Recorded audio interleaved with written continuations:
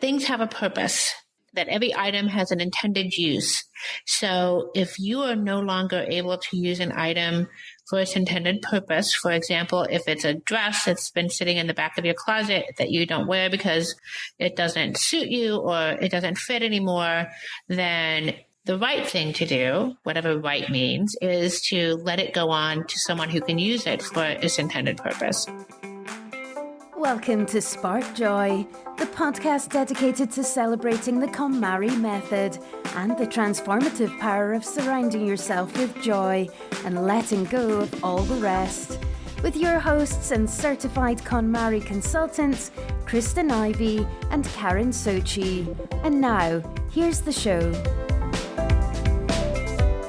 Today's show is dedicated to commonly held myths and missteps about the KonMari method. When a philosophy like KonMari becomes popular, it immediately is vulnerable to misinterpretation. We've seen articles and blogs and videos that pop up essentially challenging KonMari, and all have had very polarizing views of the method. So for example, there's even this cringeworthy parody book called The Life-Changing Magic of Not Giving a F. We'll keep this podcast clean. But we've noticed that the challengers often dismiss the effectiveness of KonMari as being an answer or a permanent solution for being tidy. So sometimes we see people viewing it as this method that's kind of quirky or woo-woo. But for the sake of time, we won't really dive into all of these challenge pieces individually. We'll just link them in our show notes as reference and instead address like all of the major themes and the misinterpretations that we've seen across the board in today's show. Obviously, as KonMari consultants, we value KonMari and all things KonMari as it has had a very huge impact in our lives, and we see it have a very huge impact on the lives of our clients. And, we've actually witnessed it in person in our own lives and in those around us. So it's a very big deal to us. But like with all popular ideas, we are definitely open to being challenged and to have those beliefs questioned because we feel like it helps make our beliefs stronger. And KonMari may not be the perfect fit for everyone, not at all. So it's important for us as organizers and KonMari organizers to recognize that it's not something that we should completely ignore when people bring up points about what might be lacking in the method. In fact, as consultants, we've really grown to appreciate a lot of different approaches to organizing and to our work with clients, and recognizing that sometimes a very straightforward KonMari technique by the book doesn't always work for everyone and doesn't always fit the bill in every single situation. So today we're going to try to set the record straight and share some of our own thoughts and experiences while exploring some of the criticisms of KonMari. We also want to shed light on some of the common missteps as well, reasons why you may not be 100% successful in your own KonMari efforts and 100% successful in living a life of KonMari. But first, it's time for a joy check. So, Kristyn, what is sparking joy for you today? Well, just an hour ago, I received a package in the mail. And isn't it great when you've purchased something and then you kind of forget about it and then it shows up? And it's such a great surprise. I had something custom made with my business's brand on it.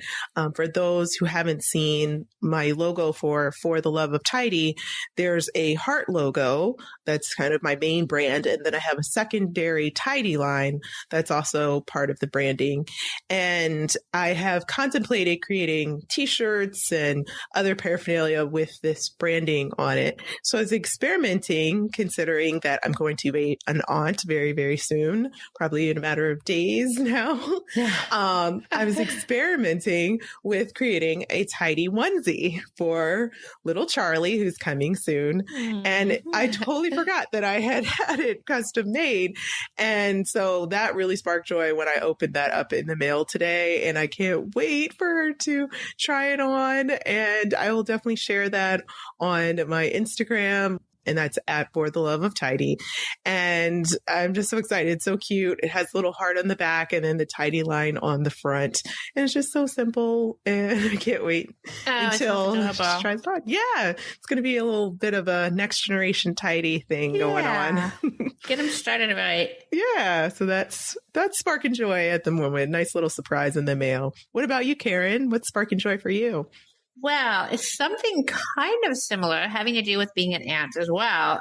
I, many, many years ago in my travels, picked up this beautiful antique wooden doll bed, and it's in the East Lake style, if you're familiar with kind of some vintagey furniture styles from around the turn of the century. And I had it, it's in pieces, and I'd had it for years and years. And my intention was always to get it restored and put together for my little niece.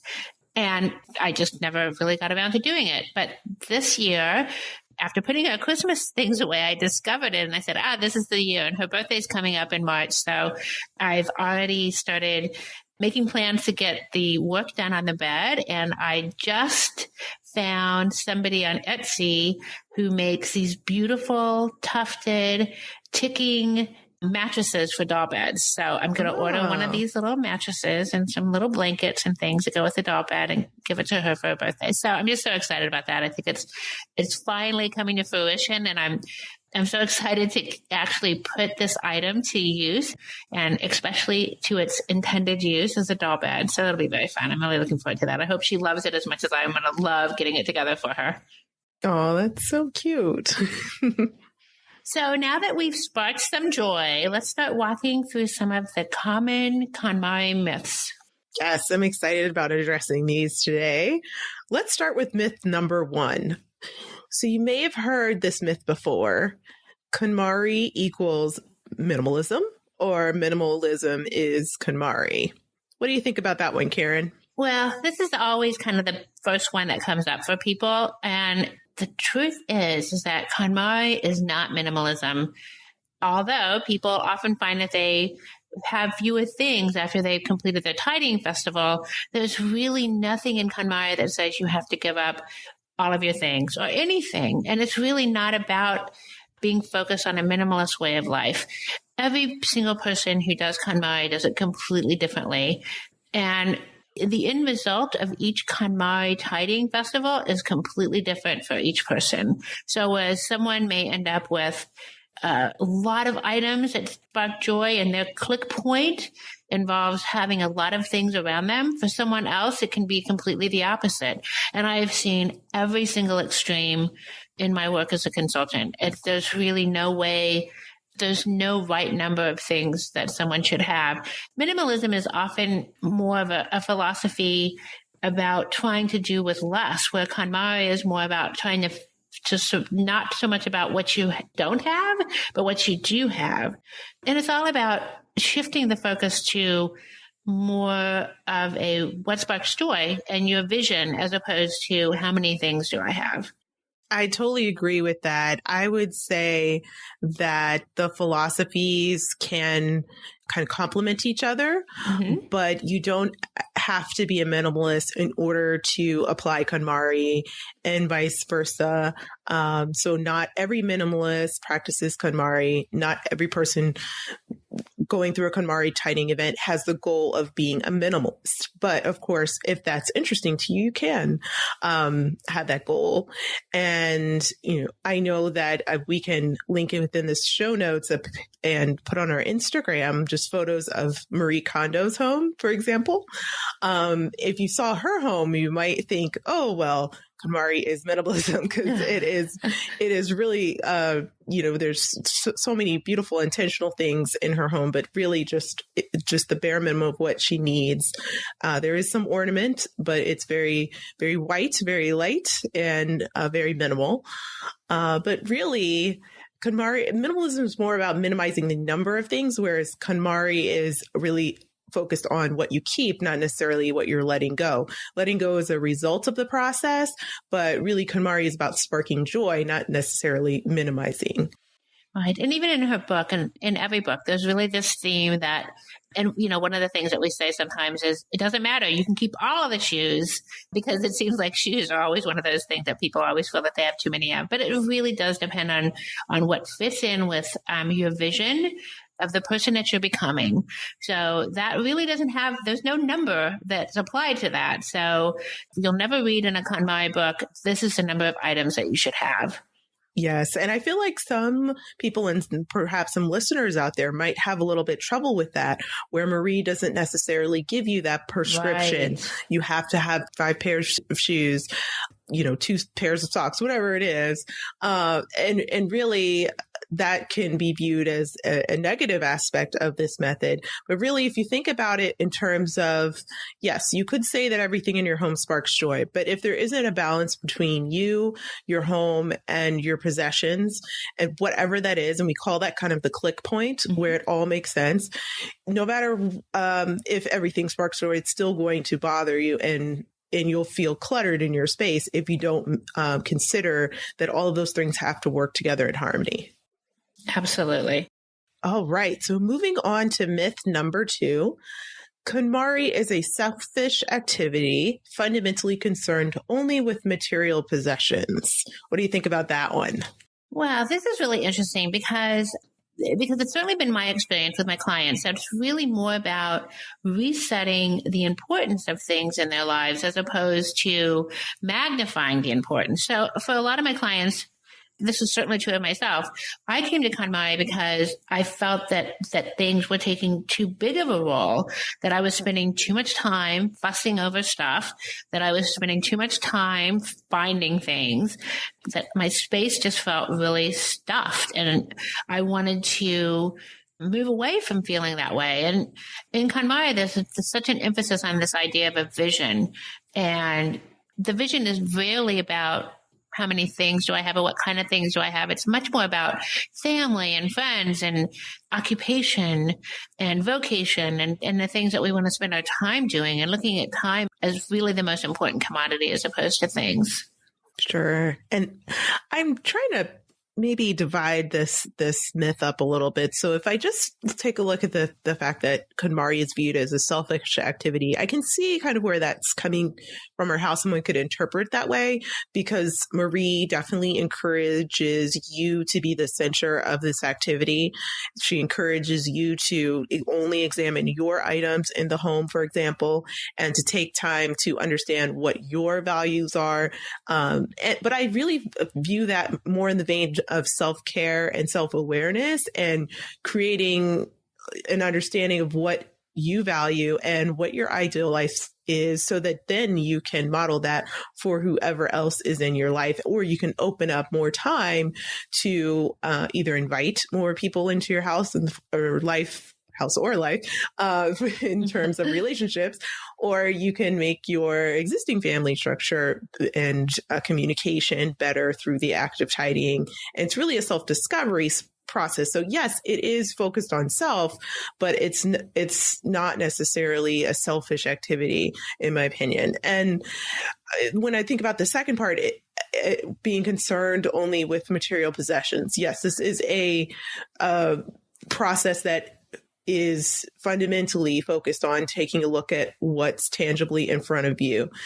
And what I do is I think back to its origin. Where did this come from? Because I think this is kind of something that's a bit lost in cultural translation. So Marie Kondo is from Japan.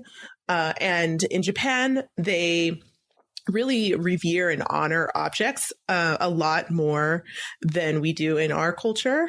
And really the entire life cycle of an object, from the raw resource to the person who crafted, the item. So I think that our culture wasn't quite ready for that, perhaps. Right. Talking to objects, thanking objects, greeting a home, that's kind of viewed as something that's quirky or weird. So when we think about it in that context, we got to remember where this came from, and we've got to accept it as a Japanese-based method that it is. And I can see how it could clash with some Christian values, for example, where we're taught not to necessarily revere objects and honor or worship possessions and things like that. But ultimately, the outcome, the impact of the method is something that's more on a spiritual level, emotional level. And that's the whole changing life part, right? Right. Tidy your home, that's the possession part, but change your life. So we have to go through the possessions or get those possessions to kind of teach us something about ourselves and keep that bigger picture in mind. So we don't end up just trying to put a Band-Aid on things with storage or just kind of sort and shuffle things around the home. It's really about having that bigger, larger, life-changing revelation moment. Yeah, I think it cannot be overemphasized that there may be cultural differences in the way KonMari was practiced in its original Japanese and how it's practiced in some Western cultures. For example, we don't necessarily put the same attributes to material possessions that someone might in Japan. And so I think that maybe that's gotten misinterpreted to mean kind of an overfocus or giving things more importance than they really deserve. And that's one of the things that I think we've found as consultants in learning about other methods of organizing, that there are things that apply in different practices that work in different circumstances. And certainly this is one of those things that may be a little different for practitioners in the Western world. But again, it always goes back to this idea for me that it's really not about the things. It's really about what your life becomes after you have put things into proper perspective. And as the last sentence of the life-changing magic of tidying up says, life truly begins only after you have put your house in order. Yes. And just to clarify, the KonMari method is a Zen-based principle, but it's not necessarily a religion. So you don't have to totally subscribe to that way, that institution in order to get something from a KonMari. So right. Really, it's just a philosophy, and you can take what you want from it, essentially. And really, as consultants, that's our job, to help you kind of interpret what aspects of it can be most helpful for you, and really tweak and customize the tool itself to your situation. Absolutely. So let's move on to myth number 3. KonMari encourages you to throw out everything you own to the point where you're either left with nothing or you need to immediately buy new things. For sure, yeah. This is a great one because I, first of all, have yet to see a single person who was in any danger of not having anything by the time they were done with their tidying festival. Mm-hmm. We generally have plenty of things, even after discarding all the things that don't spark joy. But a lot of folks joke, if I got rid of everything I didn't like that didn't spark joy, I would have nothing. But of course, that's just not true. Another way of looking at spark joy for me is things that I consider to be either especially beautiful or extremely useful. So obviously, there are many things that are really useful in our lives that don't necessarily spark joy. And those things are just as important because they allow us to live a joyful life because they are practical. So, things like, the things that we need every day to get through the day don't necessarily spark joy. Kitchen appliances may not spark joy, but we need them to prepare our food. Toiletry items may not necessarily spark joy, but they serve a purpose and they facilitate the parts of our lives that do spark joy. And sometimes people do find that the things that they have are inadequate and don't serve the purpose that they're intended to serve. So we often talk about this idea of, let's keep that pair of scissors that doesn't work really well for right now because we need the pair of scissors. But the idea is that when you find a great pair of scissors that works really well and that you love, then you'll replace them. So it's really more about just feeling content with the things that you have as opposed to getting rid of every single thing that you own or feeling like you need to go buy a bunch of new things that spark some sort of joy that you've never felt before. For sure. And I actually think KonMari leads us to make better choices and more mindful choices about our shopping. And I've noticed with clients, sometimes this happens even before we've completed tidying across all categories. So I don't let my clients know, I guess the secret's out here now, but I don't let them know that every time I return to their house, I'm going to ask them casually, usually I do this, if they have shopped lately, like if they picked up anything since I've left, because that's a clear indicator. If they've tried to skip ahead and buy storage bins, or if they have tried to or continued to make trips to the thrift store, or that's usually an indicator that it hasn't quite clicked yet. When I hear them say things like, just like one of my clients who I'm going to see this weekend, last time I was at her home, she said, you know what? I didn't go to the thrift store. I didn't buy anything. Instead, I took that money and I put it towards my credit card bill. I was like, hallelujah. That is what I'm trying to hear. That's what I'm looking for. So it's always a clear indicator that things are changing. So yeah, I definitely don't think that KonMari is encouraging us to just go out and replace everything immediately.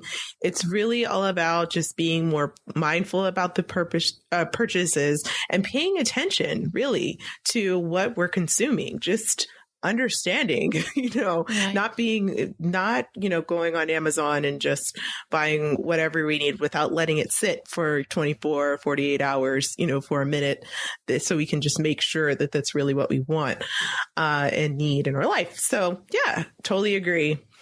It's so interesting that you say that, because I also have noticed, certainly I noticed it with myself right off, this idea. And I think it's really quick into the process for most people that they start asking the question, what need am I filling by acquiring new things? Most of us know the term shopping therapy or retail therapy. And for a lot of people, especially if you feel like you've acquired too many things and you're no longer comfortable in your home, then it's somewhat likely that you have used shopping as a form of entertainment. And so many of my clients will say to me just spontaneously, I'm just not that interested in buying stuff anymore. It used to be something I did all the time, and now I just don't do it that much. And I think this is even better, that instead of buying a lot of inexpensive items just to, get a t-shirt in every color, they're waiting until they find like the perfect t-shirt in the perfect color and spending more money on that one t-shirt than they would spend on 10 t-shirts before. It really does have to do with looking at quality and, how an item is going to bring more joy into your life and fit into your vision, as opposed to even being concerned about whether you're getting rid of everything or buying new things. Yes. And I think that might be a good topic for a future show. We might be able to bring on someone who specializes in shopping addiction or impulsive habits, because I think that's something I've always struggled with. And I think some of my clients, they definitely, KonMari enlightens them, but they need some longer term support, especially when they have a situation where they've wrapped their value system or their entertainment, their hobbies around shopping. Right. Because they don't know how to fill that void or that gap. So, yeah, it's something we should probably further explore in a future show for sure. I love that idea. It sounds very good. And along with the myths, we often see folks fall into a few common missteps when practicing KonMari. And these are really important to pay attention to, because if you find yourself attempting or going through the KonMari tidying event, but you haven't yet experienced a lasting change in your environment or in your sense of yourself, there may be some reasons for that. So let's talk about some of the more common missteps that we see most often.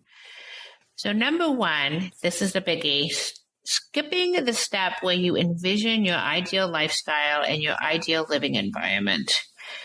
Yes. So what do you think about that one? That one's huge. And I think it's probably the most important one, or the one that I see so often overlooked.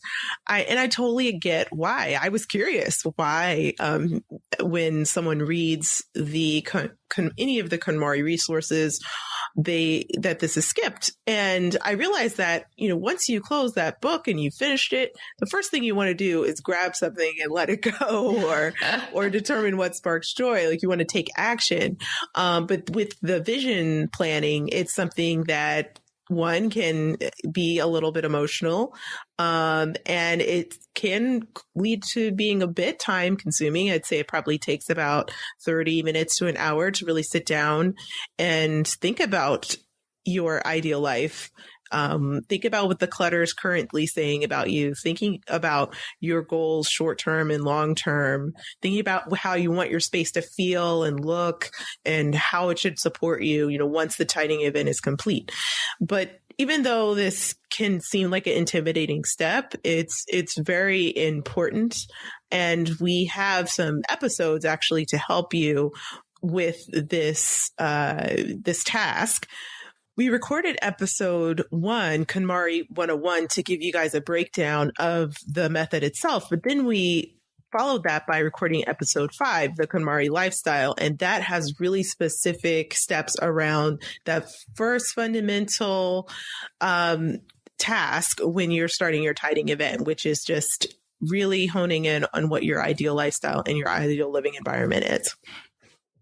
Yeah, I think that's so important to do this. I find that a lot of times when people are feeling really anxious in the middle of KonMari, or they're feeling really overwhelmed, that if they can go back to their vision, it really is helpful. In fact, I'll say to clients a lot, remember your vision, because really a lot of times that's what's going to pull you through the process. If you're feeling overwhelmed, or that it's endless, or that it's just, causing a lot of anxiety, which, this can really cause anxiety. I mean, going through your things one by one and deciding what is a part of the person that you want to become can be really stressful. So being able to go back to that vision, which is an ideal life and your ideal living environment, of course, recognizing that, ideal is just the ideal, but still it gives you a framework and a goal to reach for. And it's kind of interesting to see how that can change over time, but it's important to start with a baseline. This today is how I want to see myself in the future. And it can be that simple. It can really start with just that simple thought. And that's all there is to it. It's such an important step, and it's such a hard thing to start. But once you've done it, you'll realize just how pure and clear it is for you as an individual. And so now, misstep number 2. This one's also very important. Forgetting to honor and acknowledge items for their usefulness. And this is especially true when you are letting them go. Yes. So let's start by reviewing the aspects of KonMari that revolve around honor and respect and gratitude. So examples of that would be saying thank you when we let an item go. And saying this out loud, speaking to the clothes as we are processing them, closing the season that possession has had in your life. Other ways of respect, the folding process, the KonMari signature folding technique. That's a detail, right? And often people say, oh, do I have to fold? Is that something I have to do? And I always encourage my clients to try it out and explain to them the reason behind folding. Because when you can pay attention to a detail in your home, like a sock or, a shirt, a t-shirt, even though that it might be a t-shirt that's just there temporarily until you replace it, it still has a value to you. And when we can respect the little things and pay attention to the little details, that sets us up for really acknowledging and inviting the bigger things and change into our life.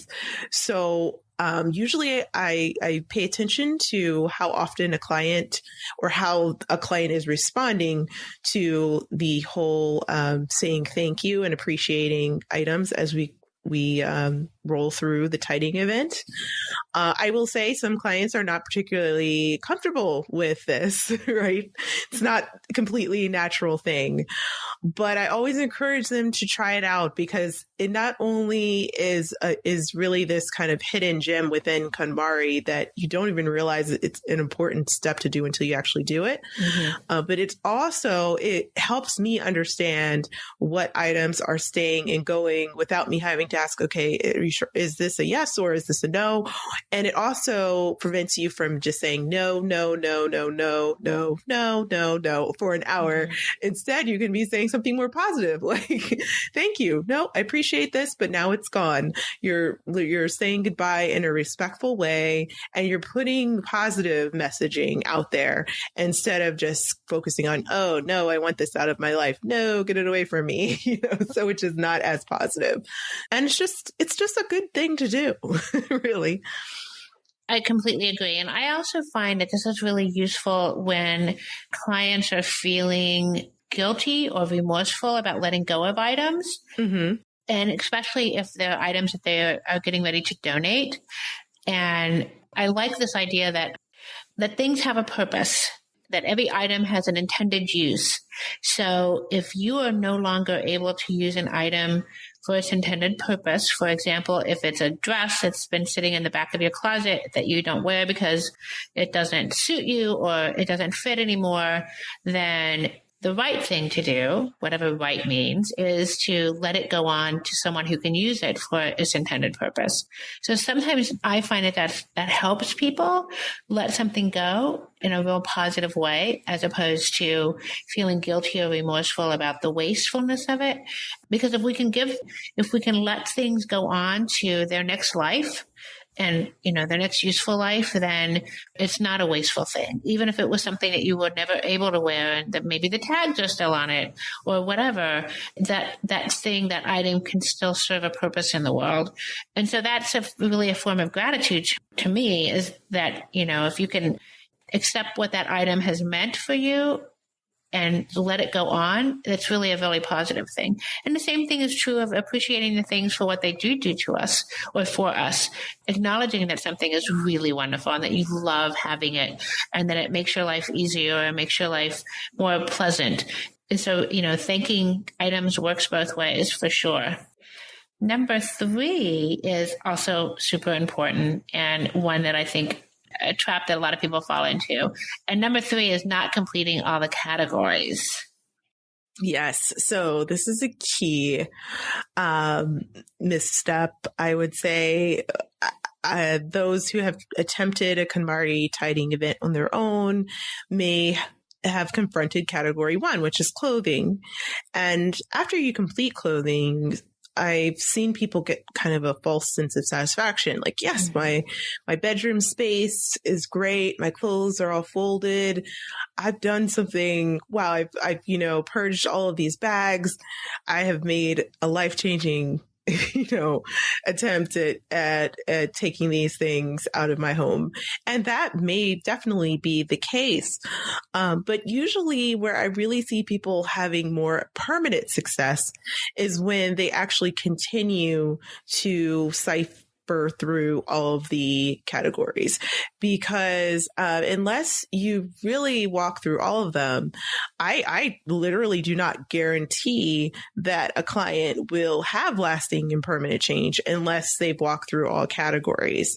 Because I strongly believe that if you stop short, you don't truly get the full understanding and really have those confronting moments with everything in your space. A lot of people assume, oh yeah, clothing is my problem, but then usually paper can teach us so much, or sentimental items, are really crucial to really dig deep into as well. And they all work together and they all present better opportunities for storage and just general decluttering in a really holistic way. So I always encourage my clients not to just assume that they will automatically be permanently tidying after only completing, a couple categories. So I completely agree. And I think that what I've seen sometimes is that people feel like so I've done clothing on my own and I don't really have any books. So I don't really even need to do books, but I'm really struggling with papers. So Karin, could you come and help me with papers? So what's interesting about that is sometimes they actually have done a wonderful job with a portion of their categories before I get there. But I always want to go back and check and see. So I'll say something like, let's just go take a look at your clothes and just double check and tell me how you made some of these decisions, because that'll help me as we go forward. And sometimes they really didn't do all of their clothing, or they did a portion of their clothing and decided that, the things that were hanging in the closet were important to tidy, but the things in the drawers really weren't that big of an issue. But then when we get talking a little bit about it, sometimes it turns out that is a big issue. So going back and completing that category really sets the stage for moving forward. And again, everyone's different, and everyone's tidying festival is different, but the order is so specific and seems to be, it seems to build upon itself in such a way that it really lends itself to being much more successful. So even though you may feel that clothing is your only issue and that all the other categories are really fine and completely under control, it's just so highly recommended that you commit to doing all of the categories. It's really how you get to that place where you can truly say, everything in my home is here for an intentional reason. Yeah. And I find that my clients who have tried to tidy independently and then pulled me in for additional support, they always say, okay, well, let's just review clothing. But, I've really done a great job in this category. Like, I think we're going to spend no time here. And they're always shocked that they end up with a big pile of clothes that move on. And I think that loops a bit back to the other misstep, which is, that whole defining the ideal lifestyle and ideal living environment. And that's something that I make sure I do with my clients, no matter where they are in the process. Mm-hmm. So that also impacts, work that may have been done prior to establishing that vision. So yeah, they're always shocked. But I always know, and I always know what's going to happen before it happens. Yeah. But, you don't know what you don't know. So I just let them, assume that we probably aren't going to have too many things to let go of. But it's always great when they say, wow, okay, I get it. Right. Let's walk through these categories again. And then you'll be prepared to tackle the one that, really held you up. Right. Number 4, thinking about storage and organization before the sorting is completed. Yes, this is a big one. We've talked about the Band-Aid, right? Storage is just a Band-Aid, just a temporary fix. And if we focus on it before really addressing what matters, what's inside the bins, what's hiding, really, we jump the gun and could risk buying things that really aren't even necessary. And I see this all the time with clients where the storage capacity is great. It's just that no matter what pretty bins you use, we kind of call this in consulting world, putting lipstick on a pig, right? It never really solves the problem, right? It's still there no matter how pretty your storage bins are, and it's still making you anxious. You're still feeling like things are cluttered, and you're still finding it hard to find things. So that means we have to take a step back and extract everything out of the storage bins and understand what they are. And then towards the end of the process, towards when you're dealing with miscellaneous and sentimental items, that's when you have a much better understanding of your actual storage needs. And that's where the mindful shopping should begin. So really, I avoid the container store until I know it's tempting. We all love storage and organizational tools. Even us as KonMari consultants, we love them. Yeah. They spark joy. But we don't even bother with trying to figure that out until the very end. I always say that the Container Store has a perfect solution to every single problem for $29.99. I mean, it's really true. I mean, you walk into that place, and it is an amazing place. And it's filled with solutions to how to store and organize your vast quantity of things. But if you don't sort first, then you're never going to know what your organizational needs are. And if I see a client becoming anxious at any part in the process, I can generally trace it back to them beginning to think about organizing before the sorting is completed. So, for example, when we sometimes break clothing down into subcategories because clothing as a whole can be way too overwhelming, instead of completing the sorting, I can see sometimes people get hung up on where the shirts are going to go before we've sorted the pants as well. So I always try to bring us all back, because I can do this too. I can kind of get ahead of myself and think about where are these going to go, to this idea that you're not really going to know what your storage needs are until the sorting is completed. And you certainly don't want to be buying storage for items that you're going to be getting rid of. So it can be a savings in many different ways.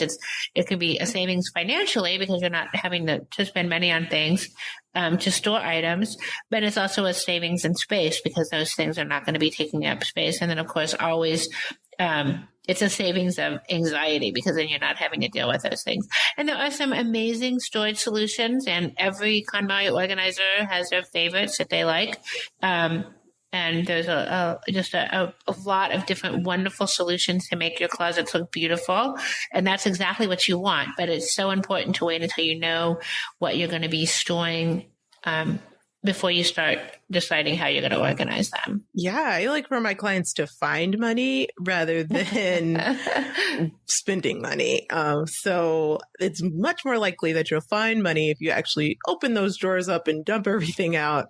You will find things like change or a check that needs to be cashed or a gift card.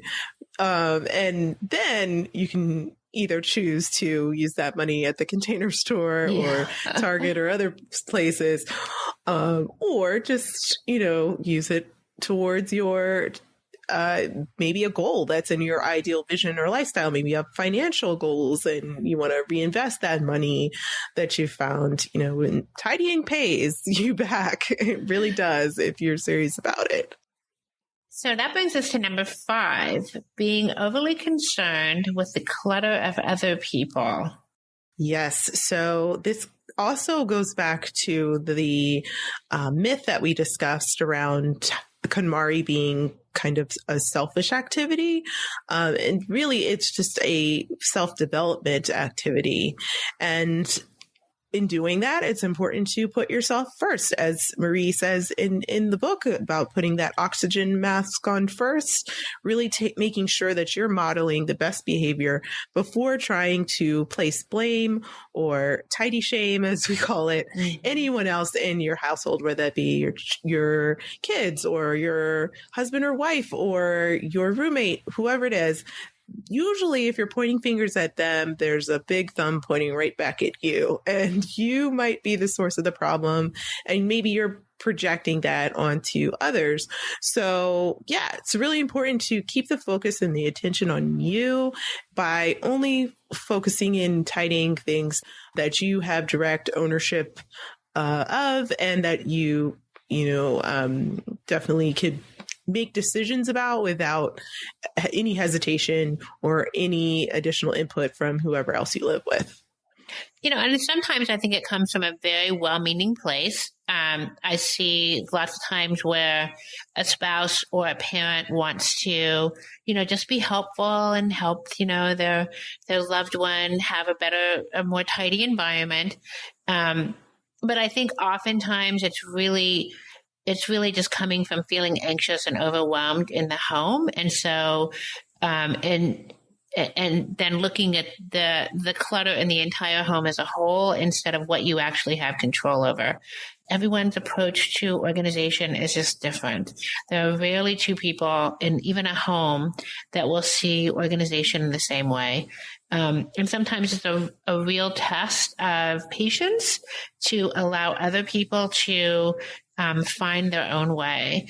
But it just seems really a common thing that when one person in the home begins to tidy and organize their own things, that the other folks in the family kind of fall in line and they become interested in doing that themselves.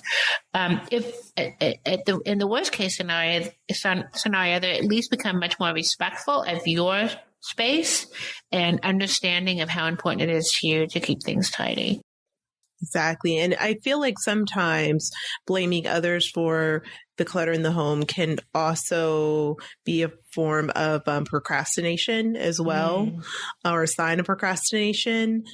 Especially when I work with moms, sometimes they always want to know when they can start tidying their kids' items. But I always just encourage them to really treat this as some serious me time, right? And really take ownership of just their things first, get comfortable with that, and then they can go tidy and help to work with their children. And really, by that time, the kids really are intuitive and pick up on what is happening with their mom's behavior, like whether they literally see their mom taking things out of the home, or they see a change in their mom's spirit, or just general energy level and excitement around tidying. And naturally they come along at that point. Yeah. And on the other hand, I think a lot of times parents are really surprised to find out when they give their kids the option to tidy, that they are so clear, even at a very young age, of exactly what they want to keep and what they love, what clothes they like to wear. And so, a lot of times it's just kind of amazing to watch even really young children really get into it once their parents let it be kind of their choice. So sometimes it's better to just kind of stand back and take care of your own possessions and let other people see what's going on in your own life. And then it becomes a good model for them. So we have one final misstep, and it's one we feel really strongly about. And we actually received a great question from a listener that we're going to use to kind of illustrate how you should avoid this last kind of misconception about KonMari. So the misconception itself is assuming just because one particular aspect of KonMari is weird to you or not comfortable, then that means that the entire process is just going to crumble and not work for you. For example, if you feel uncomfortable with taking things out of your purse every day, like Marie Kondo suggests, or covering up all of the labels in your home, or not having things like the soap dispenser and the drying rack out on the counter, if that just feels uncomfortable to you, and you feel like, oh my gosh, because I can't do that, I will not be successful. That is just totally not the case, right? So we want to illustrate how you can really mold this tool to really work through your particular situation. So we have a great question from a listener that Karen's going to read for us. And here's the email. Hi, Kristyn and Karin. I discovered your podcast about a week ago when I was in the middle of reading The Life-Changing Magic of Tidying Up. First of all, thank you for all the inspiration in your podcast. I have booked some time off work in February to do the KonMari method in my house, which feels like ages away, but your podcast is really helping me to keep focused and to narrow in on how I want this process to have an impact on my life. It's also helping me keep the momentum going until the big day arrives when I can get started. It's all very exciting. I wanted some advice on how to deal with those hard to reach spaces.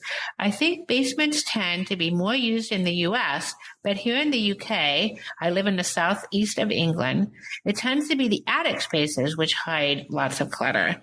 Am I best to get it all down at the start of the journey, or should I go up there category by category and bring things down? I have a small 2-bedroom house, and I'm worried about where to put everything while I'm sorting through what sparks joy and what does not. I can already feel this process is helping me to align with what I want to achieve in the future. So thank you for the ongoing support and for continuing to spark joy. Many thanks and all the best with your podcast. Hester. All right, Hester. So it looks like you are struggling a little bit with tidying by location versus tidying by category. In this case, you were saying the attic is a little bit harder to reach, and you feel like if you attempted tidying by category and brought everything out of the attic right from the jump start of your tidying process, it would overwhelm your space because you're working within kind of a apartment living, it sounds like, in the UK. So in this case, we would recommend that you treat your attic space as one particular miscellaneous category. Most likely, there's going to be some things that are sentimental there and seasonal. So if that is the case, I would hold off on totally disrupting your house by bringing everything out of your attic until you've started through clothing, books, and paper. Now, you might run into the situation where you're going to find something like clothing, books, or paper in the attic category, or the moment when you've reached your tidying event and you're ready to tackle attic. But that's okay. You'll just, in that case, loop back and reevaluate and see how those items fit within categories that you've already addressed. That's perfectly okay. Most likely, the majority of those particular categories aren't going to be up in those attics. So you'll still get that power of the pile, as we call it, effect when you put all of your clothing, books, and paper in one place. And if you miss a few, it's not the end of the world. Again, it's not going to crumble apart because you didn't perfectly tidy by category.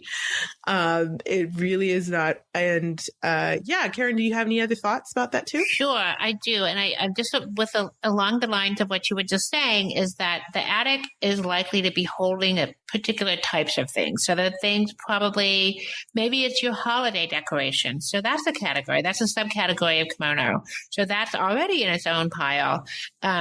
It could be things, as Kristyn said, probably it's a lot of sentimental items. If they're things that you've decided to keep in the attic and you don't have them in your day-to-day life, then they're probably things that are just hard, that have memories behind them, and they're hard to just let go of.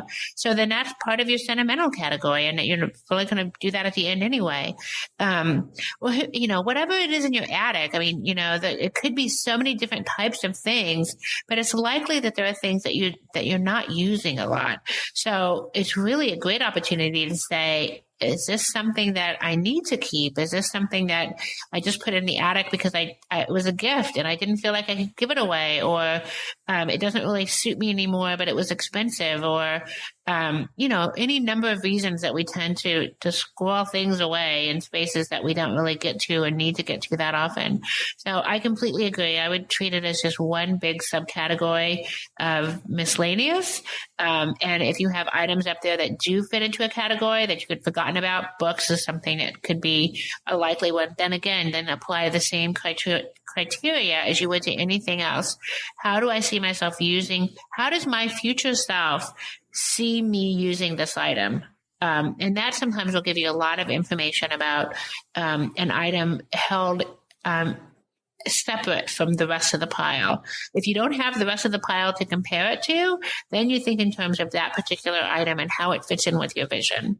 So I think it's definitely a challenge. I think a lot of people have this kind of a situation, as you said, whether it's the basement or the attic or storage lockers. Here in New York City, it seems like everyone has an off-site storage locker.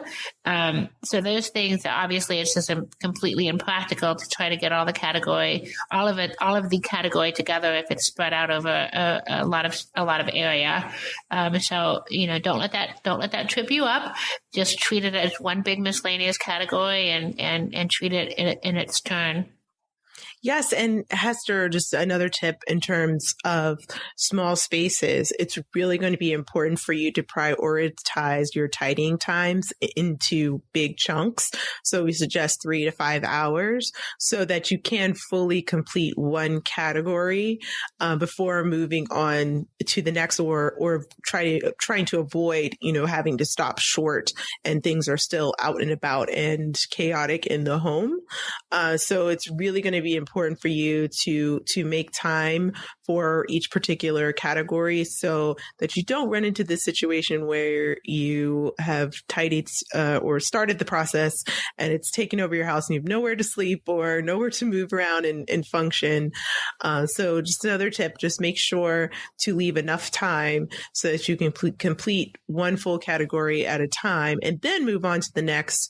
And each time just extracting all of those things together into one location in your home and then making the decisions, putting them away, and then going through that cycle again with the next category. So it never gets to a point where it's super overwhelming. So thank you, Hester, so much for your very thoughtful email. And please keep us posted on your progress and let us know how it's going as you continue your KonMari journey. There you have it. Common KonMari myths and missteps. If you found yourself questioning the effectiveness of KonMari, or you've attempted your KonMari tidying event and you haven't really achieved that desired outcome of lasting permanent change, this episode was for you. So stay the course and don't lose faith in yourself and your vision.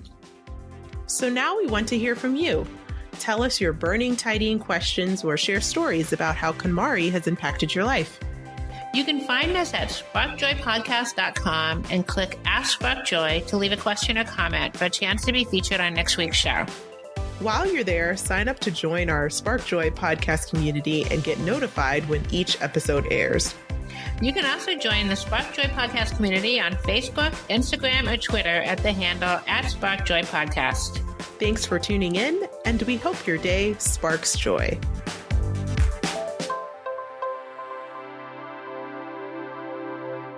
Thank you for listening to Spark Joy with your host, Kristyn Ivey of For the Love of Tidy in Chicago and Karin Socci of the Serene Home in New York City.